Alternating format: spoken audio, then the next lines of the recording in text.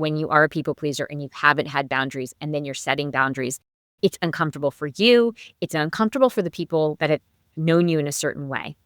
The truth, though, is that the people that are meant to be in your world are going to be the ones that are uncomfortable and then readjust alongside you.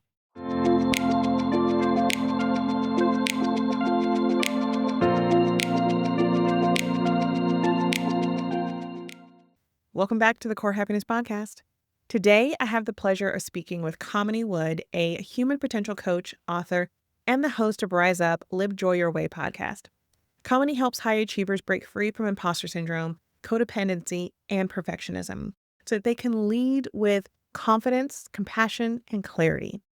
In today's conversation, we dive deep into healing toxic relationship patterns, moving beyond shame and guilt, and learning how to become a self-leader who creates joy from the inside out.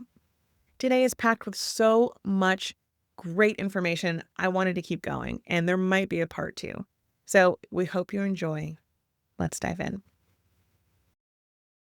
Kamini, welcome to the show. It is so great to have you here. Thank you so much for having me. I am excited to talk to you about a lot of things today because I know that you work with a lot of high achievers who usually are trying to work up to some type of expectation. And I know that you help high achievers move from the state of perfection and people pleasing into a more authentic kind of self-leadership. And I think so many of our listeners can resonate with that. So for people who don't know you yet, can you share a little bit about what got you into this work and helping people overcome imposter syndrome and reclaim self-worth? If I'm going to break it down to like the bare, transparent truth, it's because that's how I showed up in the world, right? That was me. I was the people-pleasing perfectionist, always over-functioning and over-giving to the point of losing myself. But the pathway of how I ended up here is I actually was in the business world as a project manager by trade. So what I was doing from a professional standpoint was truly helping people accomplish the goals that they had for themselves and then identifying what it was that they needed in order to meet those goals. At the same time, I'm actually the mom to 5. But at the time that all that was happening professionally, my kids were getting to that preteen stage and they were starting to emulate a lot of that people-pleasing perfectionism. And I say this to everybody, they became my mirror, right? They became my catalyst because I recognized in them how I was showing up. And it was my invitation that if I wanted something different for my kids, then I needed to take a hard look at myself as a parent and do my own personal development. So I went headfirst into, okay, what's going on for me personally? Where did some of this perfectionism come from? How is the people pleasing holding me back? And there's a lot of revelation that happened during that process. And as I came through that, I'm still growing. We're all growing and evolving. But that was my wake-up call of purpose, right? Like I went through this so I could learn more. And now it's up to me to help others. It's about how do you pay things forward? And so I leaned into taking what I loved from my professional work, which was helping people create an understanding of what they needed, pair it with this thing that I know a lot of us deal with, those of us who are high achievers, we do a lot of this internal dialogue. Bring those two worlds together and create this one-to-one practice to work with people. And really what I do is I create space for that deeper understanding of self, because when we have that understanding of self, we can then take action to shift things that are no longer serving us. Yeah, definitely. And we talk about this so much on Core Happiness and the podcast because I went through the exact same thing. There was a moment when I was working as a producer, project manager in the entertainment business where I was on a trip working on a production in California, and I had a moment where back home, my father needed me, and I just felt kind of pulled between trying to be in two places at one time. And there was this moment where it just kind of clicked, and it hit me all of a sudden where I was just like, wait a minute, does my day-to-day actually align with what matters to me? Because I'm running and gunning, I'm successful on paper. Yep. Everybody around me is like, you're doing great. And then I started talking to people like, hey, do you have this feeling like I'm having this pull and I'm not quite sure what that pull is toward? And everyone's like, what are you talking about? You're at the top of your game right now. You should be super grateful and excited. And I was just kind of like, I don't know. I feel like something's missing because I love my job. It's fun. But when I look at my values and where I'm spending my time, I was working 90-hour weeks and I was never, ever home. I was constantly traveling. When I looked at the time I spent with my family and when I started to think about memories, they were all work Mm-hmm. related or with my colleagues, and I didn't have any with my friends.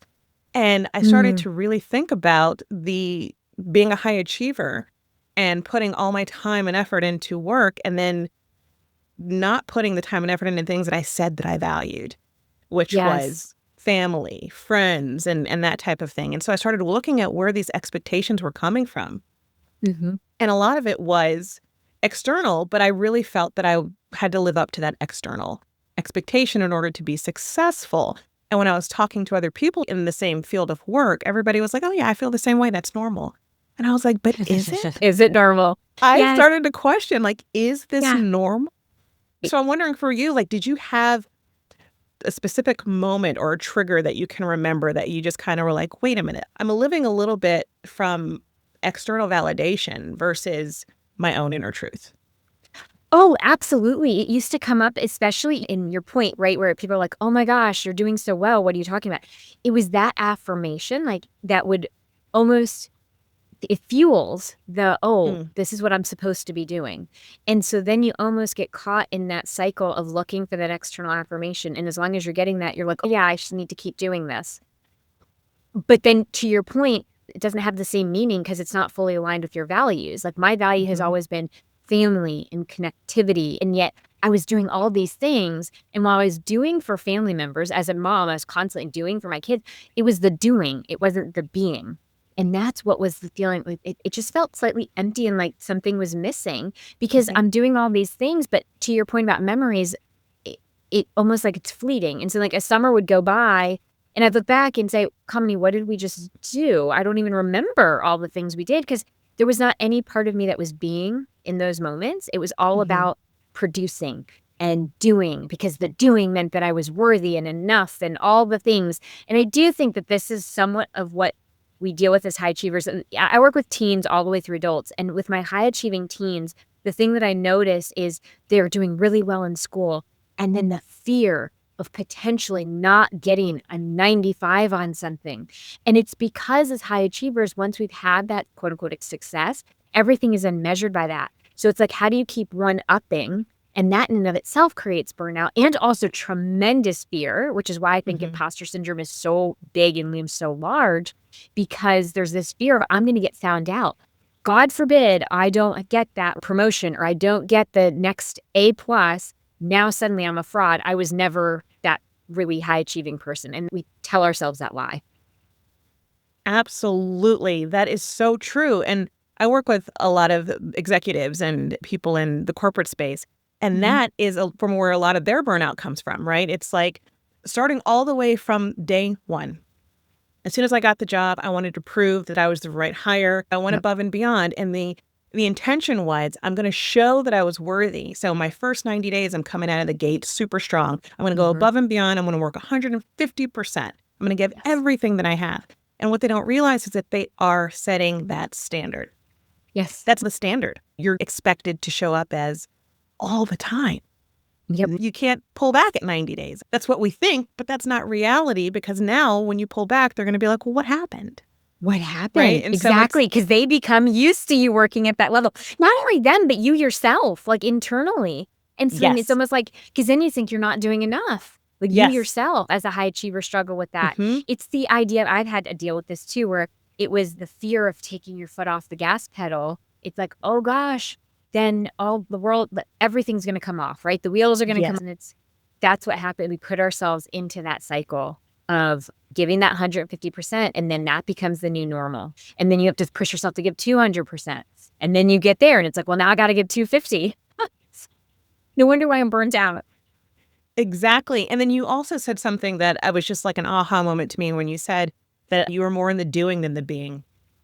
And I was like, oh my gosh, that hit me because I think that we get so confused and we start to equate the being with doing. And so there's not a separation anymore. And so in order to be and have this level of worthiness and prove that I can take up space in the world and that I'm getting all these accolades and rewards, it's from the doing. So then if I do take my foot off the brake, if I do slow down, then who am I? Right. And so Yes. that really hit me. It's funny because with my clients, sometimes I'll even say, who do you want to be in this situation? And they look at me a little bit like deer in headlights. What do you mean, who do I want to be?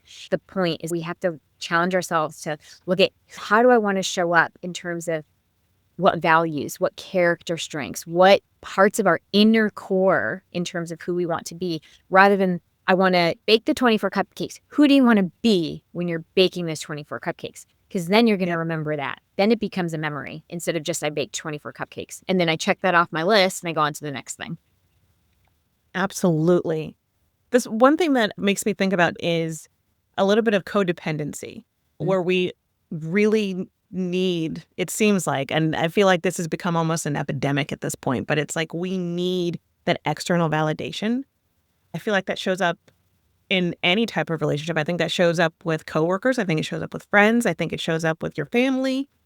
It shows up with intimate relationships. So I know you talk a lot about the patterns of codependency and toxic relationships, but are there subtle ways that show up that we might not even realize, especially when you are thinking about relationships that look healthy from the outside but are not healthy? So funny you're asking me this. I literally just got off of a coaching call with somebody. We were talking. I was asking questions to help her maybe see this a subtle way. My partner wants to be with me and wants to hang out with me all the time.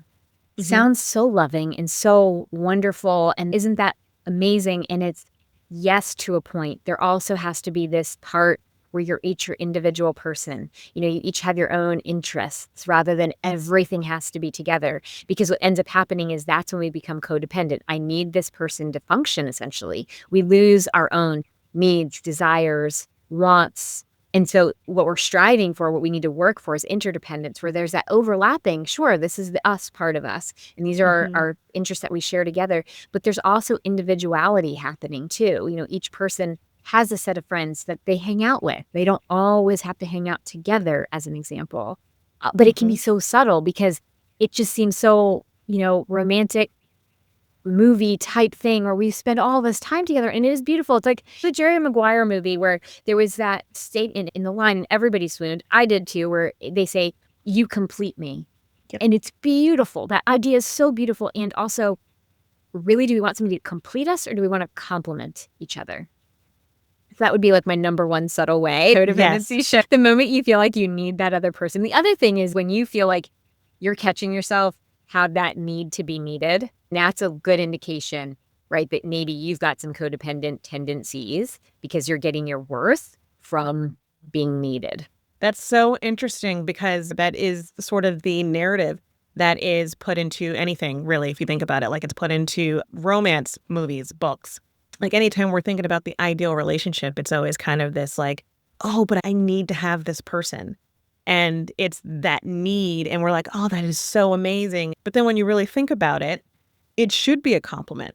And I used to say in my own personal relationships, and when someone would be like, but I need you, I'd be like, I would almost rather you want me than need me. Needing me is more of a turnoff than somebody who's like, I don't really need you, but I want you. I want to share my life with you. To me, those are two very different distinctions. Yes, absolutely. When my grandfather passed away, I remember our whole family really worried that my grandmother wouldn't survive. Like we were really worried that she's just not going to be okay. She lived an amazing life for the next 12 years after he passed on. And it was because she wasn't codependent, right? She loved him and they complemented each other in such a beautiful way. We all thought that she needed him. It wasn't that she needed him. She deeply loved him and they deeply complemented each other. But she could be her own person and survived. Sure, there was grief and there was sadness, but she didn't need him to survive. Absolutely. A friend of mine actually gave a really beautiful analogy of relationships being like two trees. Like if you're two oak trees, underneath the soil, it's like you are deeply rooted. You have your own roots. And then as you are growing up and, you're kind of on the different paths, but then your branches might kind of intertwine and then you're kind of starting to share a little bit of life together, but you still have your own independent roots. And I thought that was kind of beautiful because that is what it's like. You're your own person. Yeah. And what you bring to a relationship is your own person, your own individuality. your own likes, your own hobbies and things like that. And then you start to have hobbies and things you like to do together, but it doesn't override or negate the things that you had as autonomy. I love that. It's so much more pretty in imagery than the one that I usually say. I just talk about two concentric circles, like a Venn diagram. And a little crossover in the middle. Absolutely. Hers is so much prettier. I'm curious, what does emotional independence look like in that concept when we think about codependency? Is there emotional independency? Like, how does that work with codependency? Oh my gosh, it's such a great question. My take on that is emotional independency is related to your own emotional intelligence, right? And emotional intelligence is not just outward. It's not just I can relate to other people. There's also a sense of your own personalization to emotional intelligence. Like I'm paying attention to my needs. I'm paying attention to my wants. I'm paying attention to my value system, not in a selfish way, but in a self-acknowledgement way, right? And so I think when we're talking about it in conjunction with codependency, emotional independence, I would still venture to say it's more like interdependence, where we're still showing up from an emotional standpoint of really knowing what our wants are, what our beliefs are, what our needs are, and finding ways for them to complement with the other person. Versus, because again, if we do the whole emotional independence, then it becomes, I'm over here by myself, in my own circle, versus how can we create that interdependence? How do we still find that us in all of this? But again, I believe in order to show up the best we can, having that inner emotional intelligence, the part where we really are becoming our own self-leader, we're paying attention to those things. And this was the work for me as a people pleaser. I really fought it, feeling like I was being selfish. This is not right. It is about other people. Like my number one top character strength a few years ago was humility. And that really is let other people shine. For me, see, with any strength, I feel like you can over-rotate into it and it can become a weakness. And I think my empathy and my humility, I would over-rotate into, and it was an overusage, right? So now it becomes not just a weakness, but it starts to burden you a little bit. I know that there was some self-deprecation that would occur, and other people's needs are way more important than mine. And that's the key. It's that balance. And so as you start working on this, becoming aware of net emotional intelligence too, and becoming aware my needs do matter. It's not selfish. If I pay attention to those, I can have a healthy relationship with other people. I would venture to say that's a way through codependency too, creating this emotional interdependence where you also matter in the relationship. I mean, there's so many things there to unpack, because when I'm thinking about high achievers and when I'm thinking about women, there is this need to people please, but then also sometimes that people pleasing comes from wanting to be the fixer. Like, how can I help this person? And I think when we're trying to be the nurturer and we're trying to help and we're trying to be the overachiever who can solve all the problems, we do tend to override ourselves. So I'm curious if you have any ideas. Like, how can someone begin to untangle their identity from that role of fixer? I think as women and mothers, that's something we fall into routinely. And we take that on as our identity. And I think the way that I talk about this routinely is there's that self as context. That's the roles we play. This is based from acceptance commitment therapy-based coaching. So there's that self as context where it's like the roles that we're playing, and then self as a concept. And that self as concept is who we're being, what values we're leaning into, what are our character strengths. And I think leaning into that, recognizing, this comes into naming too. I'm showing up as the fixer right now. I'm taking on that role. Name it, own it, acknowledge it. But then we have to take a values-based action to say, okay, but who do I want to be? Do I want to be the fixer? Because when we fix, we're also not empowering the person that we're fixing for. So it's who do I want to be? Well, I want to be the person that supports. I want to be the person that helps this person grow. Awesome. Now what action am I going to take? I'm going to ask them what they think the solution should be instead of me just falling into that role. Part of this also leans into what I said earlier. It's like the need to be needed. A lot of us fall into the fixer because now we have a worth, right? We're fixing. So we've now proven we are worthy. You need us here. It's also paying attention to when that pattern shows up. That is so interesting, because like if we're constantly solving the problem, we're not giving that person an opportunity to grow or learn. So what we think is really being of service is kind of a disservice sometimes. Yeah. That's super I really powerful. came to that. Think about enabling, right? Hmm. In terms of how we enable other people in our lives. This comes up a lot with those of us who have had somebody in our lives who have had maybe an addiction. We try to solve it, but what we're doing is we're enabling them to continue. And then Yes. again, as a parent, right? If we solve everything, we're enabling our child to be dependent on us to solve it for them, and they're not learning that they're capable of solving these things. And so if we Hmm. think about what we need as humans too, we need autonomy, the ability to believe that we have a voice and we have choice. We need the ability to have the sense of competence. I can do things. And then we need this sense of relatedness, right? I can be loved no matter what I do. That releases shame. Those three things. Well, when we continue to fix for people, we're taking away competence. We're taking away that ability for them to see that they have the power within themselves to solve what it is, which is why I love coaching so much, because I'm not coming in and saying, do it this way. I'm really creating a space for my clients to say, oh, I have this like power within me to shift this, or I understand this in such a way that I can make changes. And they're living into competence, which we need as humans. And so again, if we fix, do it this way, we deprive them of that. Absolutely. And you touched on shame, and it made me immediately think about how when people start to set boundaries and they start to try to pull back from people pleasing, especially after years of people pleasing, it Mhm. triggers guilt. Yeah. So, what would be your advice on how someone could stay grounded in that phase of trying to set boundaries to not be such a people pleaser? So I'm going to say something that people are not going to love, which is 100% that's going to happen. It's a natural occurrence that when you are a people pleaser and you haven't had boundaries and then you're setting boundaries, it's uncomfortable for you. It's uncomfortable for the people that have known you in a certain way.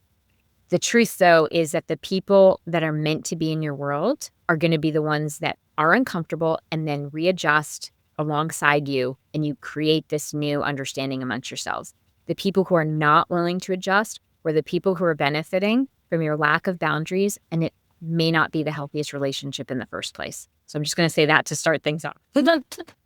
But the way to stay grounded is truly radical acceptance. I'm not saying you need to be okay with like, oh, it's cool if somebody decides that they don't want to be friends with me or be in a relationship with me. That hurts and there's grief.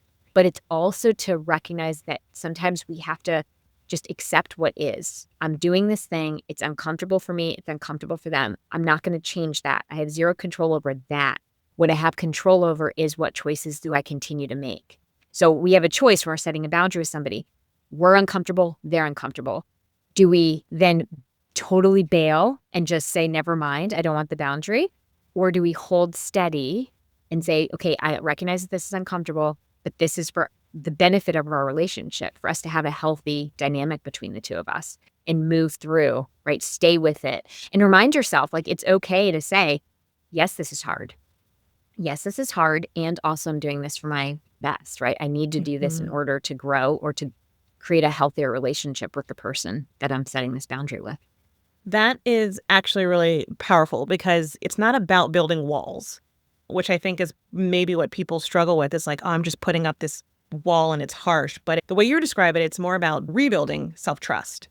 Mm. Far more beautiful way to look at it. And then I'm curious about that too, because I know you talk about being your own self leader. And I'm curious if that's the same as sort of increasing self trust. Absolutely. It's increasing self trust. It's increasing self compassion. It's increasing radical self responsibility. For me as a people pleaser, I've had to own when I have shown up and over functioned, not in a shaming way, but in a, okay, this was my part in this dynamic. I can accept full radical self-responsibility for that. And then I can make commitment of how I want to show up differently. What's my intention? So when I'm talking about self-leadership, it truly is leaning into kindness of self over judgment of self. It truly is leaning into owning your part in dynamics. It truly is into rebuilding, trusting your own needs, trusting your own inner voice. All of those elements create that sense of self-leadership. And when we step into that, now we can take the next step and set boundaries because now we're clear on what works for us and what doesn't. And I want to say that boundaries aren't just with other people, they're with ourselves too. I'm going to set a boundary for myself that, I'm going to check my calendar before I say yes to somebody. It's not really a boundary with somebody else. It's a boundary with me, because I would continually say, sure, I can do that, and then wonder why I'm so exhausted and have zero time to actually breathe during the day. That is so true. I like the way you talked about self-leadership and then that release of self-judgment, but how does self-leadership shift the way that we show up in relationships, whether it's at work or just our own sense of purpose? Well, in the context of self-leadership, we're paying attention to what's happening inside us, right? When we're in the dynamics at work or we're in a relationship, whether it be romantic, parent, friends, it doesn't matter. We're aware of what's going on inside of us. We're aware of what it is that works for us, what doesn't work for us. We're taking accountability for how we're showing up in those dynamics. We're not coming from what I would consider either an emotionally charged place or a disconnected place. We're in a place of connectivity with ourselves. So we're not in this place of, I have to prove myself. Instead, it's, this is who I am. I trust myself.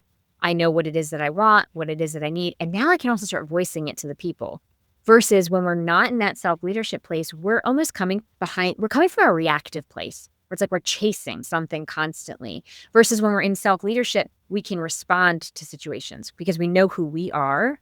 We know what's happening inside of us. We can take a breath and pay attention to how we want to respond to something versus I'm just going to react to fix or make things, fit together. That makes me wonder, for people who have just been outsourcing decisions or approval to others for, let's just say, years, decades, and they are like, I want to go inward. I just don't even know what that looks like. I don't know how to do that. Are there practical tips or suggestions you would give to somebody on how to turn inward, how to begin that self-leadership where they are looking more inward than external?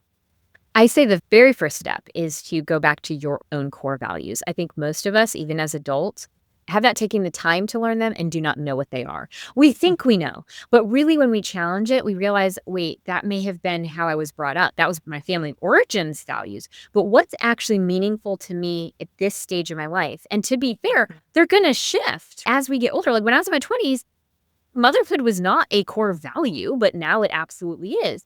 And it's okay for them to shift. But I'd say that's number one. And number two, as a people pleaser, oh my goodness, really sit down and identify what are your needs, like your core needs. We all have lots of needs, but what are the ones that are like, I really need this? Like for me, I need emotional safety in any relationship that I have, because if I don't have that, that's my North Star need. If I don't have that, I shut down in terms of being able to feel like I can trust that person and access that vulnerability. I need to have that emotional safety. But it's so important as a people pleaser to take that time to recognize what those needs are. I would say those two things are the first step into any of that. And it takes time. I say take your time with it. Notice, when are you happiest? It's like, oh, that's interesting. This is meaningful. When are you sad? That's interesting too. Flip the coin. You're sad because a value may not be being met. Flip the coin around. That's going to tell you what's meaningful to you. That's 100% the case. I always start anytime I'm working with a new client, I always start the first session with core values. And what I find more often than not is two things. One, most people don't know. And so they're like, I haven't thought about it. I don't know what my core values are.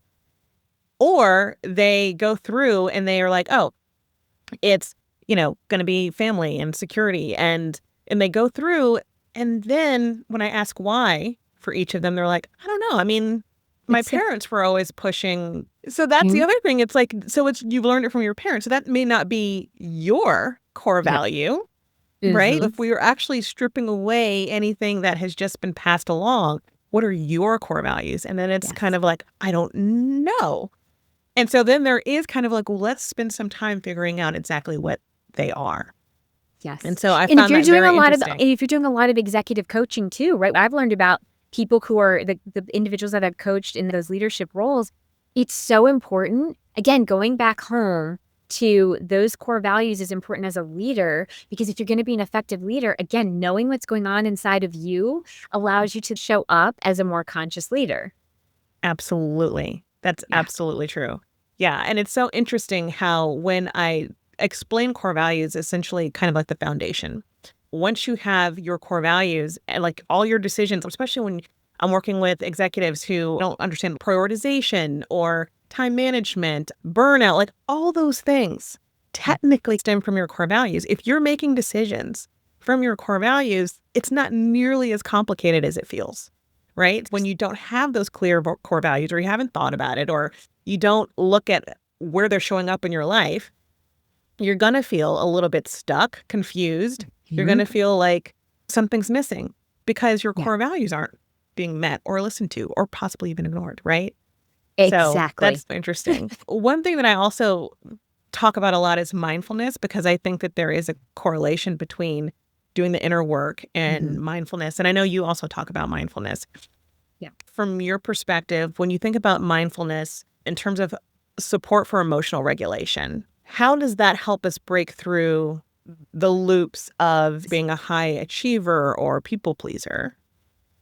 I'm going to add one more element to that too. People coming out of toxic relationships, because there's so much holding that has to happen. Because when people are in a toxic relationship and then come out of that, there's so much effort and healing that needs to go back into self-reclamation. I really feel that mindfulness is another piece of that.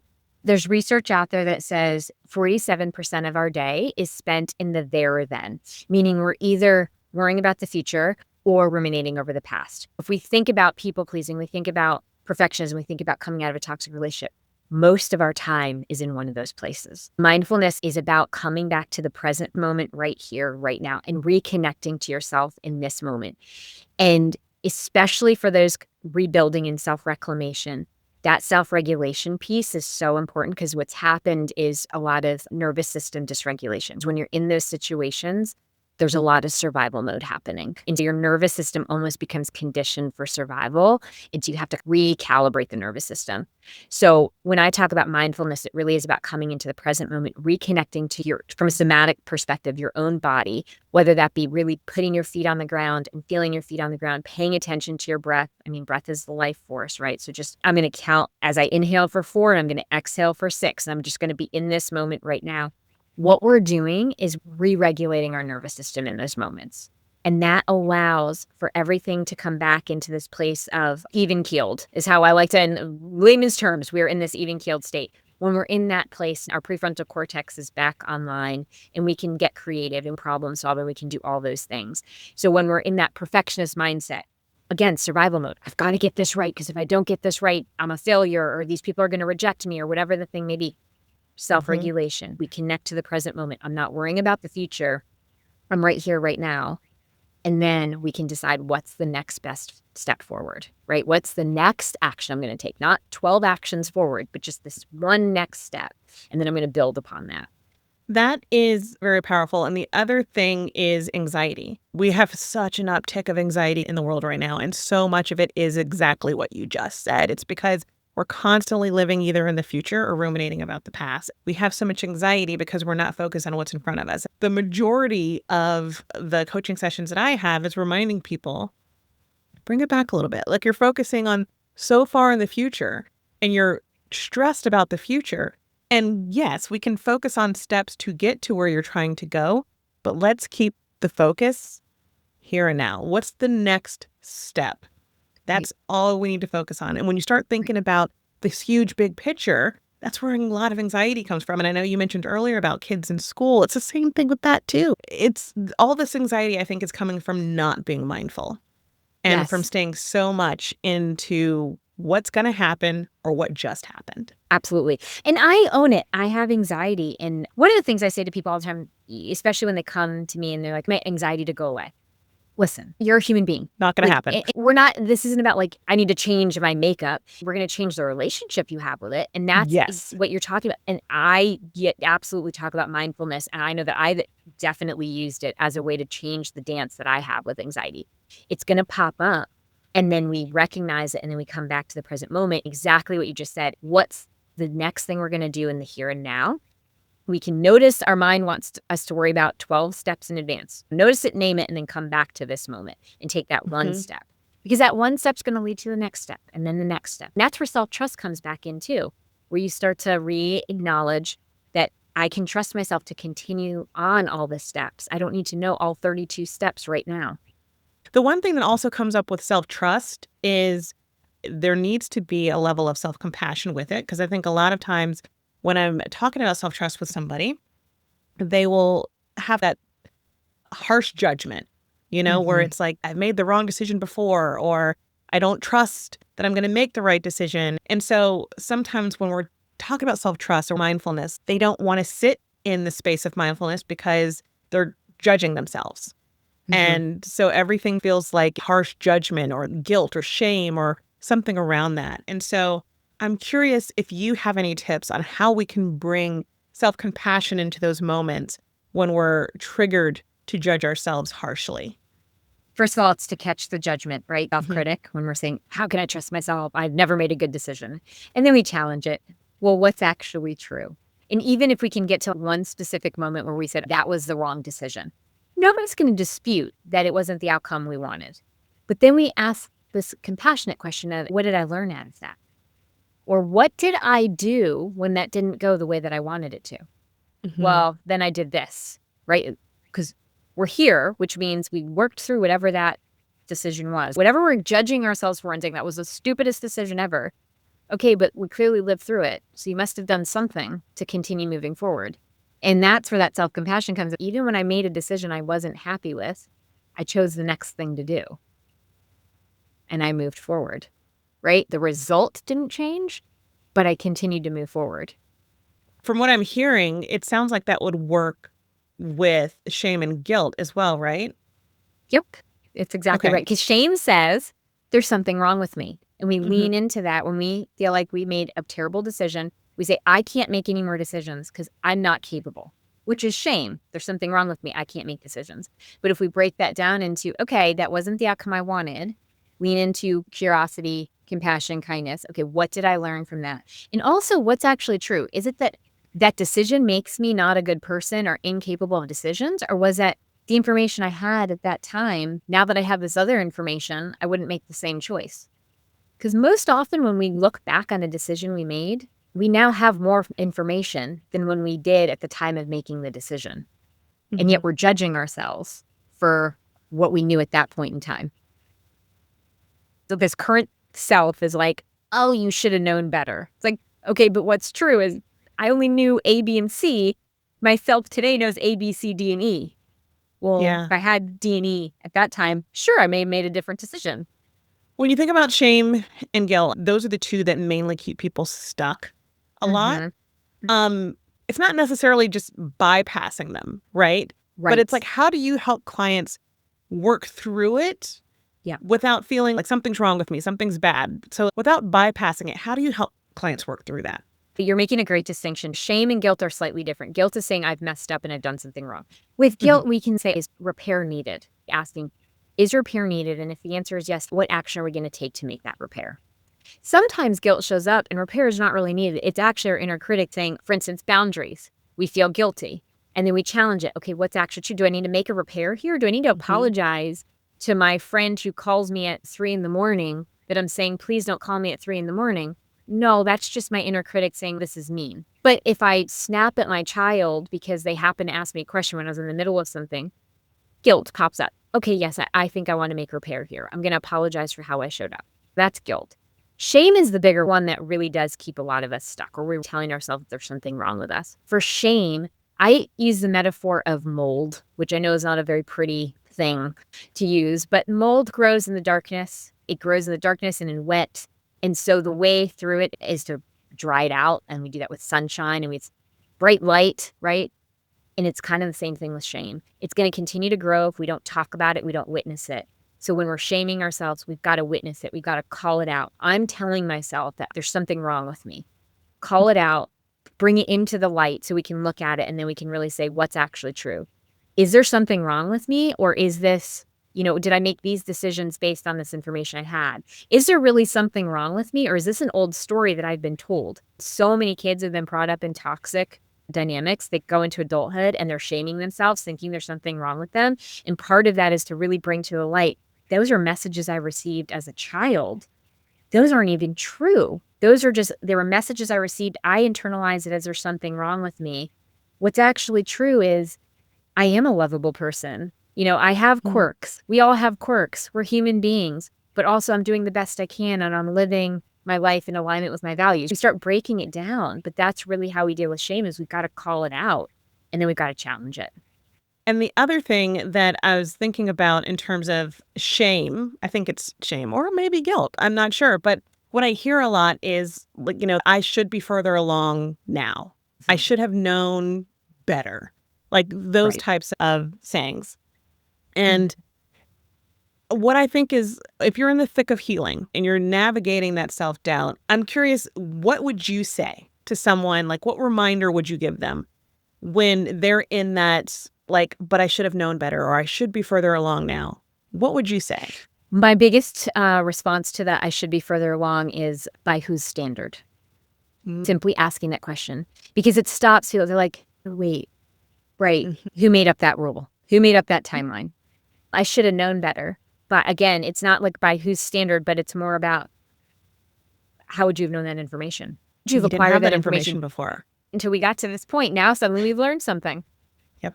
And so we just challenge it because the shoulds for fear that I'm either not enough or not doing the right thing. We're basically calling that out. And awareness is that key, right? Become aware. Now we can start moving through it. Absolutely. And I think that's also a beautiful way to look at it because a lot of what we're talking about is healing. And yes, it can be messy, but it's worth it. Yes. I know we're close on time, but I do want to bring this full circle. And so I'm curious, when you look back on your own journey, was there anything that surprised you most about healing? Like if something looked like you didn't think it would, or anything that just surprised you about your own path? My biggest surprise was just how connected to myself I could actually get. It's not something that we conceptualize. Like the ability, I just know it in how I show up now. This is weird to say, but I'm not afraid of my own self anymore. Yeah. I think there was almost a fear really acknowledging who I was. I used to like shrink. And now it's like, no, I'm taking up space in the room. What would you say to someone who's listening and they're realizing I may have been living my life for others, but I don't really want to do that anymore, but I also don't trust myself to lead my life differently. I don't know what that looks like. I don't know what that would mean, and I don't want to blow my life up. What would you say to that person who's listening? Well, first of all, acknowledging it and saying absolutely 100%, I get it. It's very scary to do something different and not, we find safety and certainty. So we know what we've been doing. It feels safe. So just really acknowledging that and normalizing that. And then you don't have to blow up your life. It's not, oh, I need to just go change everything. Small changes will compound. So start with one little thing and then allow that to build and progress. Again, I think people are scared of change because we think that we've got to make this huge leap. Eventually you'll do it, but you can start with these smaller changes, smaller adjustments, and they will create the larger change. That's beautiful. And the reason I love that so much is because, yes, people think that they have to make this big change and it's going to blow up everything. And that is the fear that keeps them where they are, that keeps them content, because it's this uncertainty and this is scary. But if you're making small changes at a time, you don't really have to make these huge changes. And one small change will show the way to the next change also. You don't have to do this one big thing and then put all your eggs in this basket. It could just be something small. Exactly. If there is one core message about healing that you could leave our listeners with, what would it be? I would say what you said earlier about self-compassion, that as you're going through your healing journey, really leaning into self-compassion, kindness over judgment, allow it to evolve without putting rigid timelines or expectations on yourself. And then where can people go to learn more about you and your book or your podcast? Well, I am on the web. I hang out on the web at kaminiwood.com and on Instagram and Facebook with the handle It's Authentic Me. I do have a little mini cast, which is Rise Up, Live Joy Your Way, which is on Spotify. If anybody wanted to connect with me, website, Facebook, Instagram, you got me. Thank you so much. And there's so many things I wanted to cover with you today. So I was trying to cram so much in, but might have to have you back on to just, because there's still so many questions I have for you and would love to talk to you about. But thank you so much for coming on today. Thank you for having me. I love this conversation.